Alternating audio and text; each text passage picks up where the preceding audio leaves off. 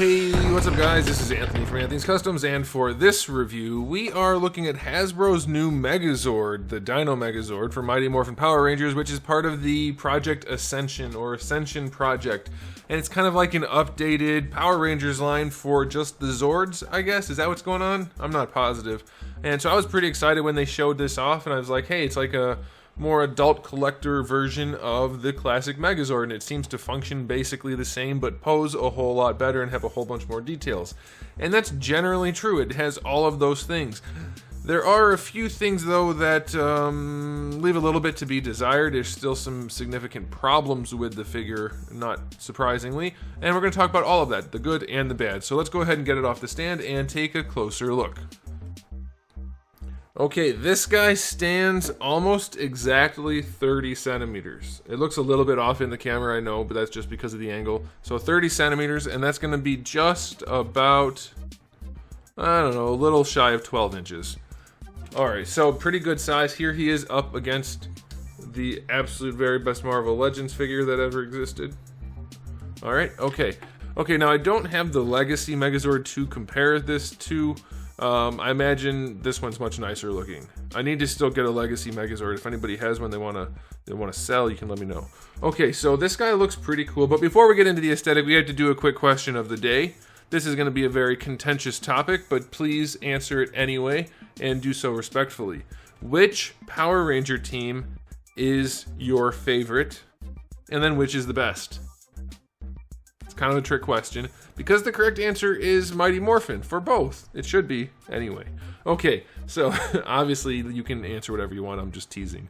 But it's true. Okay, so let's go ahead and talk about the aesthetic on this guy. Definitely some updates. You can see we have like the texture here. It's actually behind a clear window, so that's kind of cool. We have the transparent plastic up on the shoulder pads. That's pretty cool, like that. A lot of the details are pretty much the same as always as far as like the general look. There's not a whole lot going on. We still have a lot of molded plastic. We do have some nice silver paint throughout though, and that does tie the whole thing together nicely. And what is painted, like these stripes down here, the little detail work, it's done pretty well. Even up here on his ears, if you want to call them that, that's done pretty well. The black to white transition right there, very, very clean. Now before we get into anything, I just want to mention this.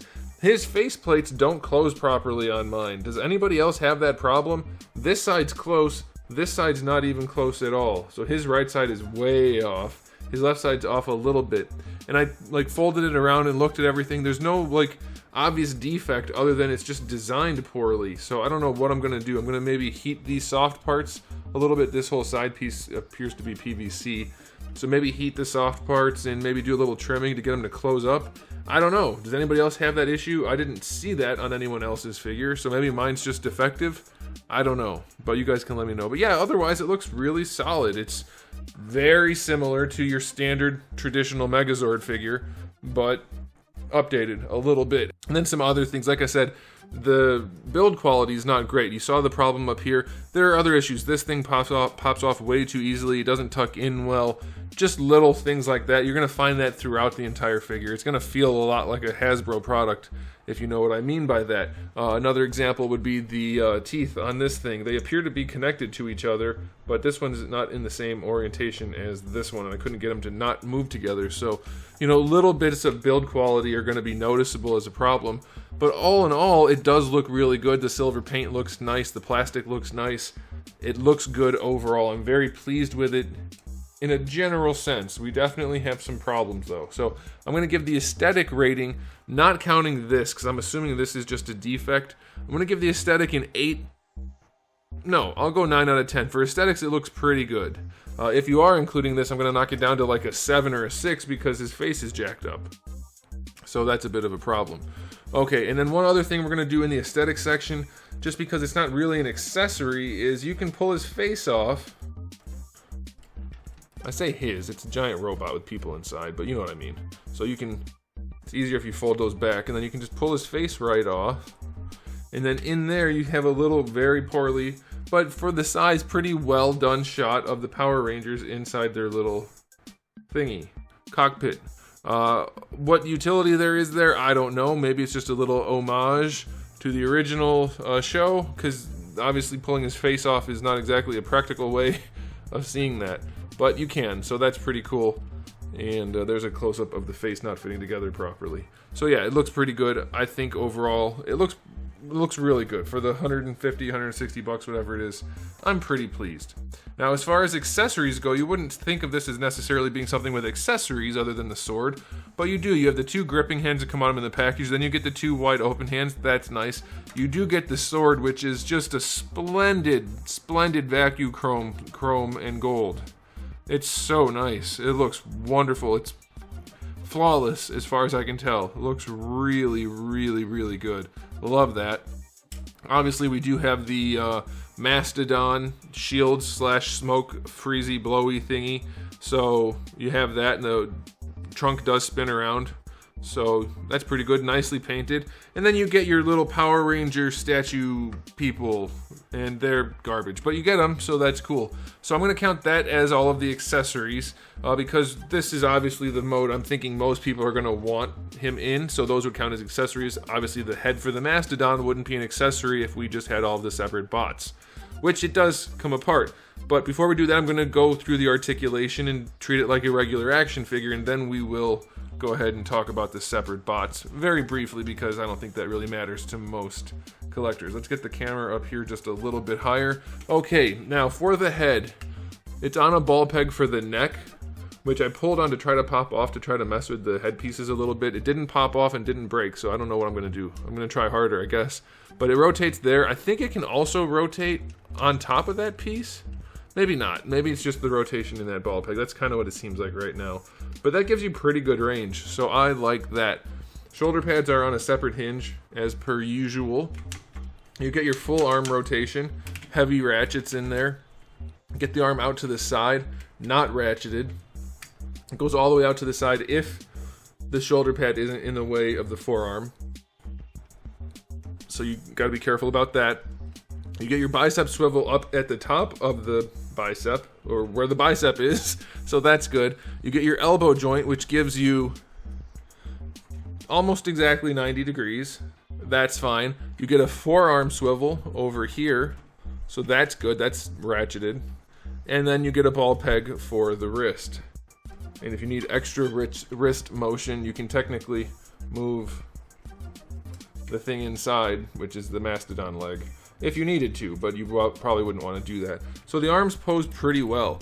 No real issue there. For the torso, which this was a problem for the SOC or SRC, whichever one it is, the big one, not the little one. Well, you can rotate this guy's waist.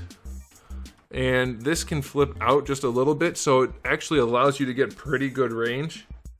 Like really good range. But you have to hold this in place or it pops off very easily. Now this doesn't, it looks like it's supposed to tuck in right in there when you're not rotating it, or when you're only rotating it a little bit, but it does tend to pop off very easily, but that does close that gap a little bit, and you can still rotate a little bit with it connected. So I'll take that. I think that's pretty good. Now for the hips, going out to the side, you get some. It's not a ton of range. These guys get in the way for sure, but I think that's going to be plenty for Megazord. He doesn't need to be doing any side kicks. Bringing the leg forward,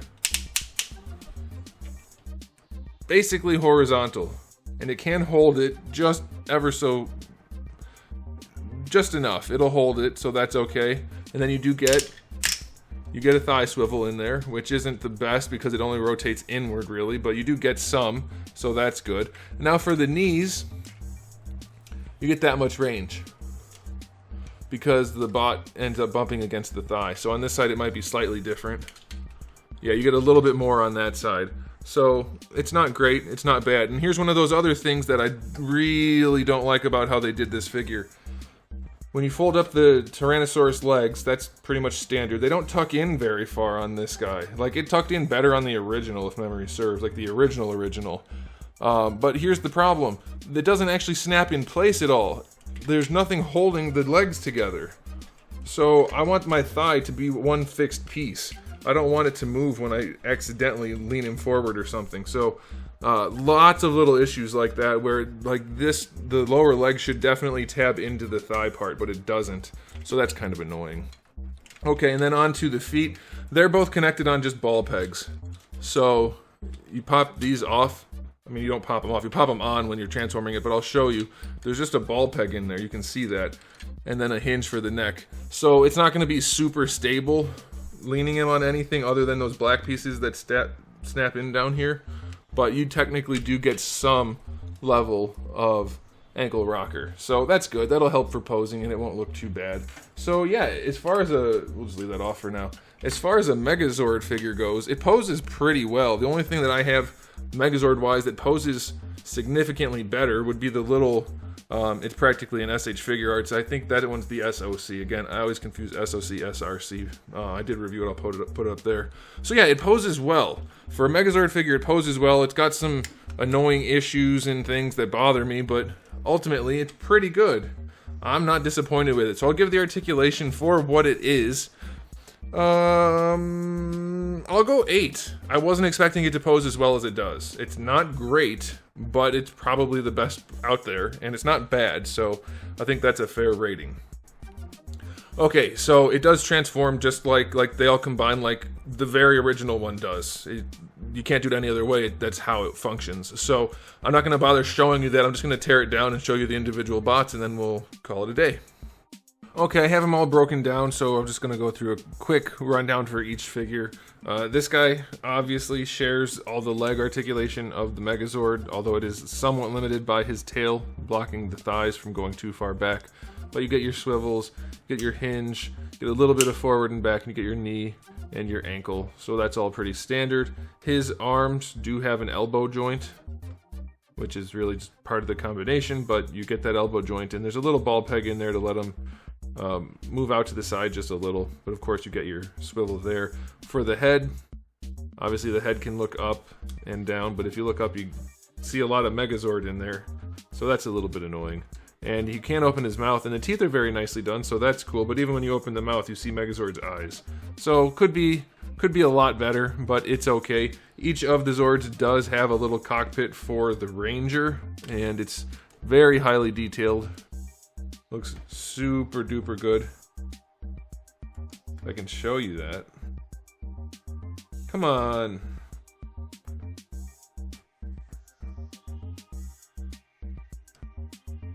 There we go. So yeah, zero paint. So yeah, it's okay. They're good enough. I can't imagine anybody's going to want to do anything with these outside of putting them into Megazord. But if you want to, now you're going to have some information. So there's that ankle ball peg that lets the upper body of the saber-toothed tiger move around. So that's cool. The neck can obviously use that hinge that you have to use to make the foot. So that's cool. The head moves around a little bit, not a ton. The jaw opens to zero detail. And then of course you bring the teeth down. The legs move forward and back, and you get a hinge here. Nothing at the ankle, it's just this one. Same thing for these. You get the forward and back, and you get that hinge right there. Nothing at the ankle. And of course the tail does move. Now the cockpit for this one has to be this? I didn't check ahead of time. Yeah, it is. Okay. So it is having so much trouble not focusing on that non-painted plastic. Autofocus doesn't work always. So yeah, it's fine. And then for this one, probably the most exciting of all of the individual Zords. This one you just pop the legs out, basically. The tracks and things don't move as far as I could tell. I don't remember seeing it on the directions. The tail moves, these guys rotate if you want them to. The head can move around pretty well. So that's kind of cool. And then his is the horn. Yeah. So you get that. So like I said, they're very basic. They're really not much of an improvement over the original, technically speaking. This guy basically does nothing. These are those foot panels that I popped off the bottom of Megazord's feet. They hide the ass of this guy, so that's kind of cool. But otherwise, like the paint lines don't even line up in thickness. That's kind of annoying. It's not a super high-end Megazord. It's just higher end than the original and then the legacy version. So this one basically does nothing. Like you can move the legs a little bit technically, but not really. This one's super duper annoying to open. There's no real good way to grab it unless you kind of just stick your fingernail on that white paint at the top right there. There's a little bit of a lip and you might be able to get it to pop open. There we go. And you're not gonna be able to see much in there because it's not painted.